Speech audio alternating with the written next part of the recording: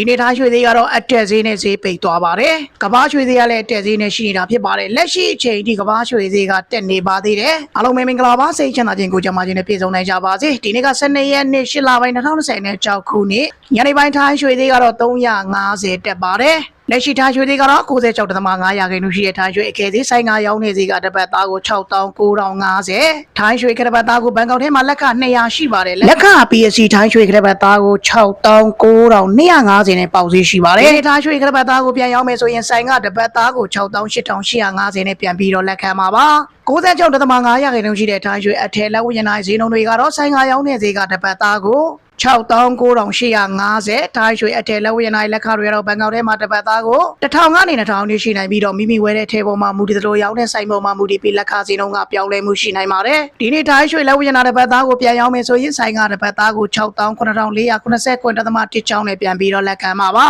ဒီနေ့ကဘာတွေ့တာအောင်စားကိုဒေါ်လာ4,415.53ညနဲ့ထိုင်းရွှေဈေးကိုတွက်ထားပြီးတော့ဒေါ်လာကိုထိုင်းဘတ်ငွေ33.36နဲ့ထိုင်းရွှေဈေးကိုတွက်ပြီးတော့ဈေးပိတ်ထားပါတယ်ဒီနေ့မှာတော့ထိုင်းစံတော်ချိန်ည9:30မှာကဘာရွှေဈေးကိုအတက်အကျအလုံးအခက်ကျန်းစေနိုင်တဲ့အမေရိကန်စီးပွားရေး CBI ကိန်းဂဏန်းတွေထွက်ဖို့ရှိပါတယ်ဒီနေ့ထွက်မဲ့သတင်းကတော့ကဘာရွှေဈေးကိုအတက်အကျအလုံးအခက်ကျန်းစေမှာဖြစ်ပါတယ်ဒီနေ့ထွက်တဲ့သတင်းအရာကဘာရွှေဈေးကခန့်မှန်းချက်ကဆက်ပြီးတက်ဖို့လားလာရှိတယ်လို့ခန့်မှန်းထားပါတယ်ဒါကတော့ခန့်မှန်းချက်ပဲရှိပါသေးတယ်ထွက်လာမဲ့ကိန်းဂဏန်းတွေအခြေအနေရ